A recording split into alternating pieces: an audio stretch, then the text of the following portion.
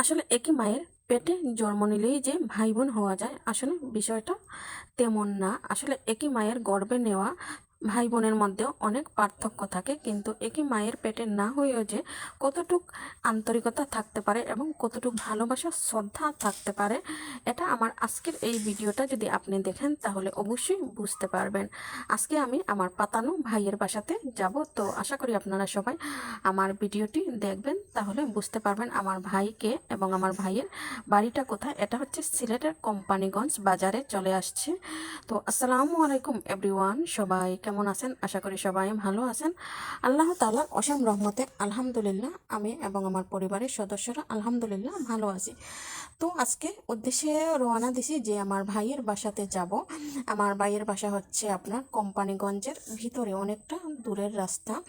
তো ওকে বলছিলাম যে যাব না, এখন শীত পড়ুক ঠান্ডা পড়ুক তারপরে যাব, কিন্তু ও নাছর বান্দা, ও বুঝতে চাইতেছে না, শুধু আপু আসো আপু আসো।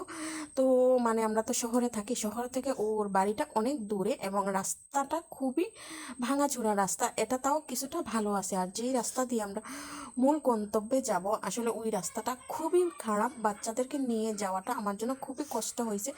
তো ফাইনালি ভাইয়ের বাসাতে আসছে, তো নাস্তা খাওয়া দাওয়া করে নিছি করে, তো নাস্তার ভিডিওটা আপনাদের সাথে শেয়ার করতে পারি নাই, কারণ তাড়াহুড়ার কারণে ভিডিওর ফুটেজটা নেওয়া হয় নাই। তো আমরা প্রায় খাওয়া দাওয়া শেষ করে আমার ভাইকে নিয়ে ওদের গ্রামটা দেখার জন্য বের হয়ে গেছি। তো ওই যে দেখতে পাচ্ছেন আমার ভাই আমাদেরকে ঘুরে ঘুরে দেখাচ্ছে। আসলে কি বলবো, যতই বলি না কেন কম হয়ে যাবে। আমার ভাই এবং ভাইয়ের পরিবার যে আমাদের জন্য এত কিছু আয়োজন করছে, যা আপনাদেরকে বলে বোঝাতে পারবো না। আমি কখনো কল্পনাই করি না যে মায়ের পেটে জন্ম না নিলেও যে ভাই বোনের প্রতি এত শ্রদ্ধা এবং ভালোবাসা থাকতে পারে। এটা আসলে চোখে না দেখলে বিশ্বাস করা মোটেই সম্ভব না। আসলে আমার ভাই আমাকে খুবই শ্রদ্ধা করে এবং সম্মান করে, ওর ভাগনাদেরকেও খুব কেয়ারিং করে। তো এরকম ভাই অন্ততপক্ষে সবার ভাগ্যে জুটে না। তো আমি বলবো আমার ভাই 100-র মধ্যে একজন।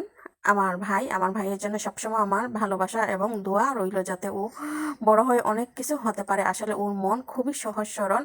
তো ওই যে দেখতে পারতেছেন আমরা একদম বাংলাদেশের শেষ প্রান্তে চলে আসছি। ওই দিকে হচ্ছে ইন্ডিয়ান বর্ডার, এখানে ক্রস দেওয়া, ওই পাশে যাওয়া নিষেধ। তো আমরা এদিক থেকেই ভিডিও ফুটেজটা নিচ্ছি, ওই পাশে যাচ্ছি না, কারণ ওইদিকে বিটিপি ক্যাম্প আছে, সেই জন্য এদিকে যাওয়া নিষেধ। তো এখানে রোদের মধ্যে হেঁটে আসছে, এখানে অনেক ঠান্ডা বাতাস বইতেছে, সেই জন্য আমরা একটু দাঁড়িয়ে গেলাম। খুবই ভালো লাগতেছে, আর সবুজ প্রকৃতি কি বলবো, চোখে না দেখলে আসলে বিশ্বাস করা যায় না যে মহান আল্লাহ তাআলার এত রহমত এবং এত কিছু দিয়ে রাখছেন আমাদের জন্য। এত সুন্দর প্রকৃতি, এটা মহান আল্লাহ তাআলা ভালোবাসা ছাড়া আর কিছুই নাই। তো আজকে মানে আমরা অনেক জায়গাতেই বেড়াতে গেছি, তো সব কিছু তো আর একটা ভিডিওর মধ্যে দেখানো সম্ভব না। যতটুকু আজকের ভিডিওতে আমি দেখাতে পারতেছি ঠিক ততটুকু আপনাদেরকে আমি দেখানোর চেষ্টা করতেছি।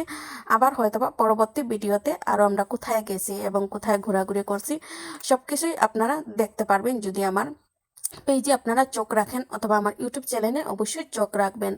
তাহলে আজকের ভিডিও এই পর্যন্তই। আমি নূরজাহান আক্তার আসমা আপনাদের কাছ থেকে বিদায় নিচ্ছি। তো আমার ভিডিওটা যদি আপনাদের কাছে একটু হলেও ভালো লেগে থাকে তাহলে অবশ্যই আপনারা একটা লাইক, একটা কমেন্ট, একটা শেয়ার করে দিয়ে আর আমার পেজটাকে ফলো দিয়ে আপনারা সবাই আমার সাথে থাকবেন। আর যারা আমার ইউটিউব চ্যানেল থেকে দেখেন তারা অবশ্যই আমার চ্যানেলটিকে সাবস্ক্রাইব করে নেবেন এবং বেল বাটনটি ক্লিক করে রাখবেন, যাতে আমি পরবর্তী ভিডিও ছাড়ার সাথে সাথে নোটিফিকেশনটি আপনার কাছে চলে যায়। তাহলে আজকে এখান থেকেই বিদায় নিচ্ছি, সবাইকে আবারও জানাই আল্লাহ হাফেজ।